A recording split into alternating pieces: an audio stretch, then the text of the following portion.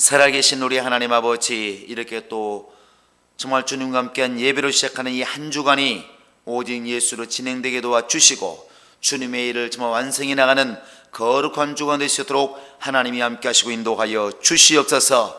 우리 행복한 교회 모든 성도들과 그들의 가정과 그들의 하는 일들을 주님이 기억하시고 복주심으로 말미암아 하나님이 함께 하시는 늘 체험을 하게 도와주시고 간증이 쏟아지게 도와주시고 이 한 주간도 주의 이름을 부르며 예수를 증거하는 모든 심령들마다 하나님과 함께하는 놀라운 역사를 체험하시도록 우리 하나님이 함께 하시고 인도하여 주옵소서. 이 새벽에도 우리와 함께 하셔서 우리의 입술로 간구하는 모든 간구와 영의 간구와 마음의 소원이 다 주 앞에 이르게 하시고 응답으로 충만하시도록 하나님이 함께 하시고 인도하여 주옵소서. 감사하고 예수님의 이름으로 기도합니다. 아멘. 하늘에 계신 우리 아버지여, 이름이 거룩히 여김을 받으시오며 나라 임하오시며 뜻이 하늘에서 이루는 것 같이 땅에서도 이루어지이다. 오늘날 우리에게 일용할 양식을 주옵시고 우리가 우리에게 죄 지은 자를 사하여 준 것 같이 우리 죄를 사하여 주시고 우리를 시험에 들게 하지 마옵시고 다만 악에서 구하옵소서. 나라와 권세와 영광이 아버지께 영원히 싸움나이다. 아멘. 자, 우리 하나님 말씀은 마태복음 5장 7절을 보겠습니다. 마태복음 5장 7절입니다. 시작. 긍휼히 여기는 자는 복이 있나니 저희가 긍휼히 여김을 받을 것이며. 예수님께서 이렇게 사역 초기에 복 있는 자가 누군가를 계속 이렇게 알려주고 있습니다. 바로 이제 오늘은 긍휼히 여기는 자가 복이 있다. 이 말은 너희가 긍휼히 여기는 마음, 또 긍휼히 여기는 그런 삶을 살아야 너희가 복이 있다고 하는 것을 이제 말씀하고 있는 것입니다. 어찌됐든 우리는 정말 예수를 통해서 복받기를 원하는데 결국 복받기를 원하면 주의 말씀에 순종해야 되고 하나님 마음에 쏙 들어야 되는데 그 하나님 마음에 쏙 드는 방법이 뭐냐? 우리가 긍휼히 여기는 마음을 가지고 이렇게 살아가는 것입니다. 마태복음 7장 2절에 보시면 이런 말이 나와 있습니다. 1절부터 남을 비판하지 말아라. 너희가 비판하는 그 비판으로 비판을 받을 것이고 너희가 남을 헤아리는 그 마음으로 하나님의 헤아림을 너희가 받을 것이다. 이렇게 나와 있는데 그 헤아림이라고 하는 것, 다른 사람을 내가 헤아린다고 하는 것, 그 사람의 사정을 헤아리고 어려움을 헤아리고 불쌍한 것을 헤아리는 그 마음이 사실은 긍휼한 마음입니다. 그러니까 내가 다른 사람을 불쌍히 여기고 가엾게 여기는 그 마음이 있을 때 하나님께서도 나를 긍휼히 여기고 나를 불쌍히 여기고 또 나를 이렇게 헤아려 준다는 말이죠. 이 애통하는 또 이렇게 긍휼히 여기는 이 마음이 우리 안에 있기를 바랍니다. 이 긍휼이라는 말이 영어로 보면 compassion 이렇게 말한다고 그러죠. 근데 이것은 합성어인데 이 come이라는 말과 passion이라는 말이 합쳐진 것인데 come이라는 것은 함께한다는 말이고 passion이라는 말은 이제 순환 또 열정 이런 뜻을 가지고 있는데 다른 사람의 고난과 나와 함께한다 그런 뜻이겠죠. 합쳐보면은. 그러니까 긍휼이란 뜻이 무엇이냐? 다른 사람의 고생, 고난, 어려움 그 일에 내가 함께한다. 함께 고생하고 함께 고난을 겪는다. 그것이 바로 이제 긍휼이라는 것입니다. 그건 육체만 그런 것이 아니라 마음도 그렇다는 것이죠. 그래서 누군가가 어려워서 힘들어서 울면 성경에 말하기를 함께 울라. 우는 자들로 함께 울고 웃는 자들로 함께 웃어라. 이 함께라는 단어가 매우 중요한 것입니다. 결국 긍휼이라고 하는 것은 매우 어려운 사람이 있을 때에 나 몰라 하는 것이 아니라 그들의 마음을 헤아리고 그 어려움에 함께 동참하는 것, 함께 도와주기 위해서 마음을 쓰는 것, 그것이 이제 긍휼이라는 것입니다. 그런 마음을 가진 자가 복이 있다는 것이죠. 마태복음 18장 이제 23절부터 가보면 이런 얘기가 나와 있습니다. 어떤 사람이 빚을 잔뜩 졌어요. 10,000달란트가 나와 있는데 10,000달란트라는 것은 상상하기가 어려운 돈입니다. 굉장히 많은 돈이죠. 어떤 사람은 어떻게 계산하니까 뭐 한 달란트가 금 한 달란트가 지금으로 말하면 몇천 명이 한 번 밥을 먹을 수 있는 어마어마한 돈이라고 그래요. 그러니 1만 달란트라고 하는 것은 뭐 어마어마한 것이죠. 그런데 그렇게 빚진 사람이 빚을 안 갚으니까 그 빚을 준 사람이 말합니다. 너 당장 네 몸도 팔고 네 가족도 네 가진 전부도 다 팔아서 빚을 갚으라, 이렇게 말합니다. 무서운 말이죠.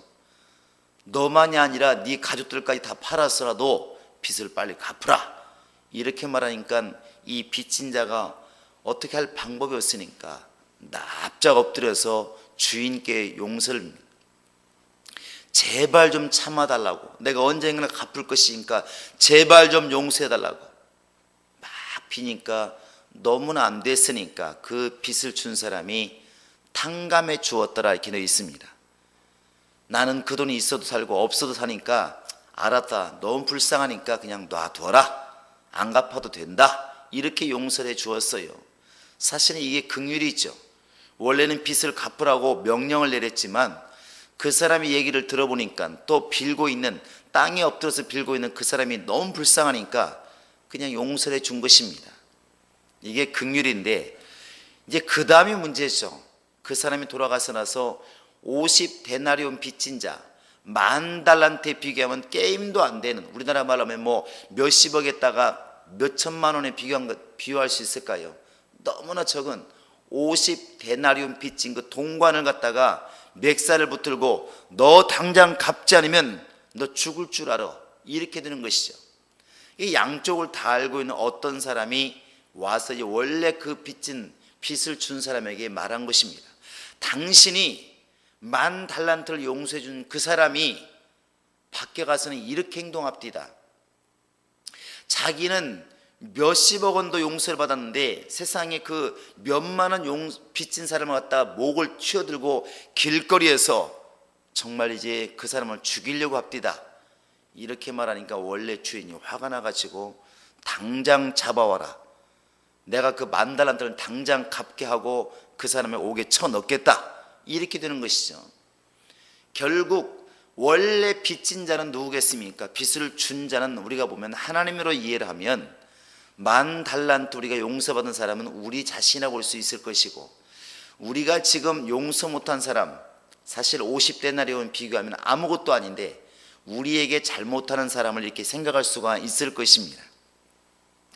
그러니까 우리는 하나님께 생명이라고 하는 것을 부여받았는데, 지옥 갈 죄를 용서받았는데, 세상에 어떤 것을 가지고 지옥을 벗어나겠습니까? 물질을 가지고, 무슨 뭐 다른 걸 재산을 가지고, 불가능하죠. 사람이 목숨보다 소중한 게 어디 있습니까? 그런데 우리는 하나님께 생명이라는 것을 이렇게 부여받고 지옥 갈 것을 용서받았는데, 우리는 너무나 작은 것, 나에게 조금 말 함부로 하고 나를 조금 손에 끼치고 나에게 조금 손에 끼친 것에 대해서는 밤잠을 못 자고 막 열받는다는 것이죠. 뚜껑이 열린다는 말을 합니다. 하나님께서 가만히 보실 때 나는 너에게, 죽은 자에게 생명을 주고 지옥 갈 자에게 정말 다시 한번 그 지옥길을 벗어나서 천국 가는 길을 열어주고 어마어마한 이렇게 정말 죽고 사는 문제를 해결해 주었는데, 너는 죽고 사는 문제가 아니라 너무나 작은 문제 하나 용서를 못해 주느냐, 이 말이죠. 이게 아까 처음에 말했던 마태복음 7장에 너희가 헤아리는 그 헤아림으로 너희도 헤아림 받을 것이고, 너희가 비판하는 그것으로 비판을 받을 것이고, 네가 남을 용서하지 못하는 그 용서하는 못하는 것 때문에 너도 용서받지 못할 것이다. 이게 성경입니다. 결국 이 모든 사건을 잘 뒤에서 보면 내가 하나님께 얼마나 큰 용서받은 자라는 걸 깨닫고 남을 용서할 줄 알고 불쌍히 여길 줄 알고 가엾게 여길 줄 알고 사랑할 줄 아는 사람, 사실은 그 사람이 하나님 앞에서 복이 있는 자라고 하는 것을 이렇게 말하고 있는 것입니다. 우리는 다른 사람이 나에게 참 인자하다, 마음이 착하다는 정도로 끝날 것이 아니라 항상 우리 마음속에서는 나는 죽을 수밖에 없는 사람인데 하나님의 은혜로 다시 한번 살게 된 사람이다 하는 그 마음을 잊지 않고 영혼들을 대하는 것이 복으로 가는 지름길인 것 같습니다. 간혹가다 이렇게 암에 걸려서 죽을 수밖에 없는 사람이 살게 되었을 때 이런 말 하는 거 많이 들었습니다. 나는 사실은 덤으로 사는 인생입니다. 원래 죽었어야 마땅한 사람인데 지금은 덤으로 사는 인생이기 때문에 너무나 사는 게 즐겁고 웬만한 사람 봐도 화가 안 나고 사실은 먹는 것도 하나하나 먹는 게 너무 즐겁고 한 시간 사는 것이 너무나 감사할 따름입니다. 이런 말을 많이 들었습니다. 똑같은 밥을 먹고 똑같은 잠을 자고 똑같은 생활하는데 그 사람이 생각하는 감사가 훨씬 크더라는 것이죠. 왜 그럴까? 은혜를 알고 있다는 것입니다. 이와 같이 우리도 정말 예수의 말씀을 따라서 우리 주변에 있는 어려운 사람들을 그들을 정말 외면하는 자가 아니라 내가 용서받은 자, 사실은 나는 더 불쌍한 자다는 것을 깨닫고 그들을 불쌍히 여기고 아끼고 사랑할 줄 아는 긍휼한 마음이 있어서 정말 하나님께서 보실 때 우리의 심령이 복되다 할 수 있는 그런 영혼, 그러한 삶이 있기를 예수의 이름으로 축원합니다. 우리 시간 다 같이 예수 샘물 입고 기도하실 때 하나님 정말 내 마음속에 이러한 마음이 있게 하소서. 정말 이렇게 불쌍한 자를 불쌍히 여길 수 있는, 어려운 사람을 어렵게 여길 수 있는, 함께 동참할 수 있는 그러한 심령, 그런 긍휼한 마음이 내 안에 있게 도와주시고 남을 헤아리는 그 헤아림이 내 안에 있게 있어서 하나님께 또한 나도 헤아림 받을 수 있는 그런 복 있는 심령이 내가 되게 하소서. 예수 샘물을 입고 간절히 기도하시겠습니다. 예수여, 예수여, 예수여.